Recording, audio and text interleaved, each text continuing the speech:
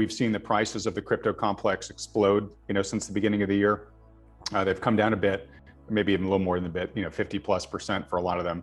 But before I ask you about the price action, can you just sort of comment on your general outlook on cryptocurrency, both the technology and store of value and all that stuff? Is it something that you see a bright future for, or what's your latest outlook? I view Bitcoin, for example, as an emergent store of value. So it's because of its volatility, it's kind of currently being in the process of finding its total addressable market. So it's a very volatile asset. It is a store of value that can be self-custodied and basically held outside the system, similar to gold. But because it's so volatile, it's more like it's an investment in the idea that it's becoming a store of value rather than one already, except for people that are really hardcore with it and kind of just completely ignore that volatility.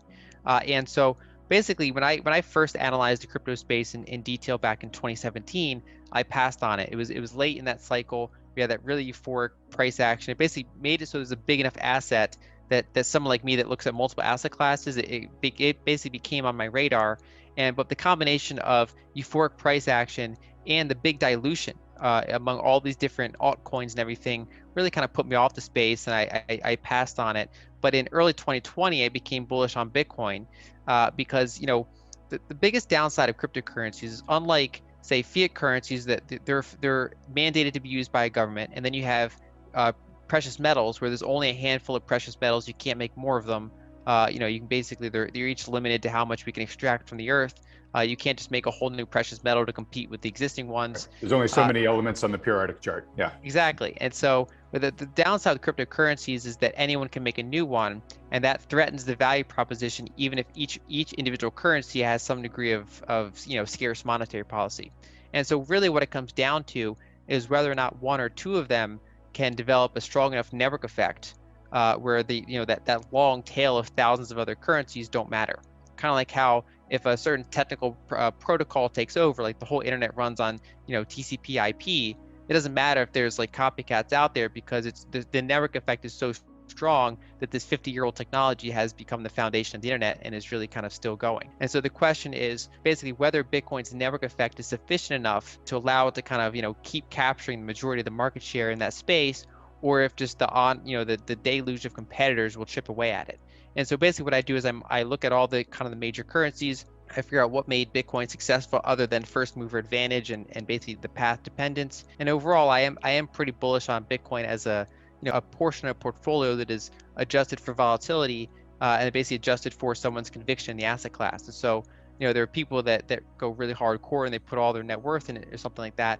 Whereas I take a step back and I say, within the grand scheme of a portfolio, along with my equities, along with precious metals, I do like having a Bitcoin slice in there. And I think that so far it's improved the risk-adjusted returns of the portfolio. And I am pretty optimistic on the technology. But basically my main risk analysis, or basically the thing I'm always critical on, is the network effect basically strong enough to kind of hold back all these competitors? Basically, my case since early 2020 has been that probably non-zero is appropriate now, and that can mean different things for different people. Basically, I think that 1 or 2% at minimum makes sense for a lot of people once they understand it.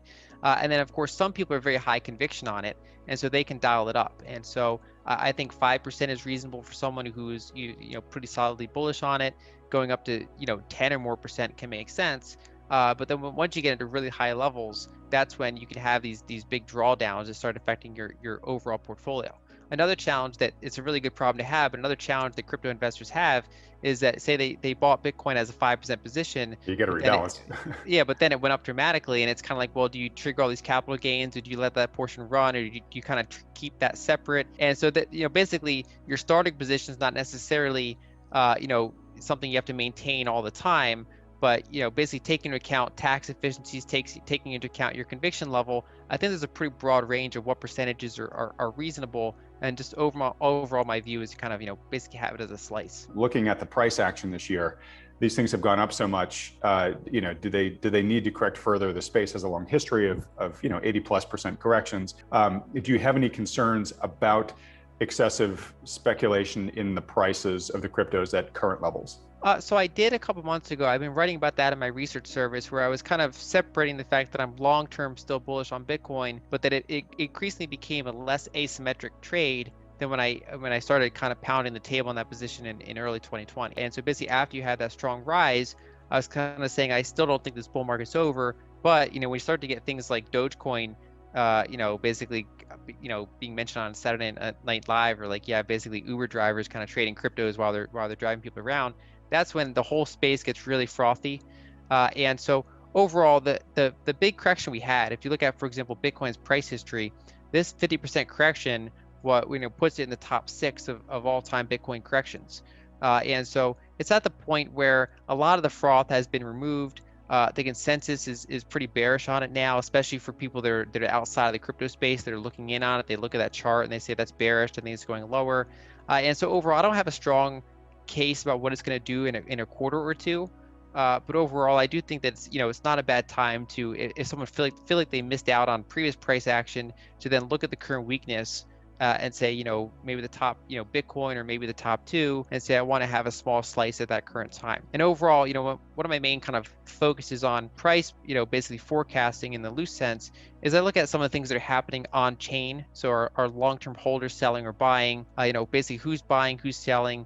Basically, you can kind of analyze. That's kind of the interesting thing about the blockchain, is that you have these ways to look at it and analyze the data and see, what type of our exchanges, is more coins coming to exchanges or leaving exchanges, is basically short-term traders that sold, and we're basically, there's kind of different groups you can monitor to see how they're behaving. Another thing you can do is look at demand, the big demand drivers. And so for a couple quarters, part of that big price increase was that you had a lot of grayscale buying. So the big grayscale Bitcoin trust, and part of that was natural buying, but another big chunk of that was arbitrage traders, where they would buy GBTC, but then they would short Bitcoin, and they basically would extract that premium that Grayscale has over Bitcoin. But because that premium turned into a discount due to increased competition from other types of funds, that overall neutral trade pretty much went away. And I think that had a lot to do with this big kind of price correction that we've had in the space. It basically set the stage for some of these other more temporary factors like Elon's comments and things like that to drive down the price. And so I think that the key to look out for next is to see what are the next sources of demand. And I think overall, one of them might, for example, be Bitcoin rewards cards. You see, for example, companies like Fold or BlockFi are issuing these cards where you basically every purchase you get more Bitcoin. And then you have a company like NYDIG that's partnering with banks to have Bitcoin rewards cards. And so, if you kind of see that starting to take off, that's another, potential leg up for demand. And so I just kind of keep monitoring the space and look for setbacks or advancements in the network effect of Bitcoin and some of the other protocols.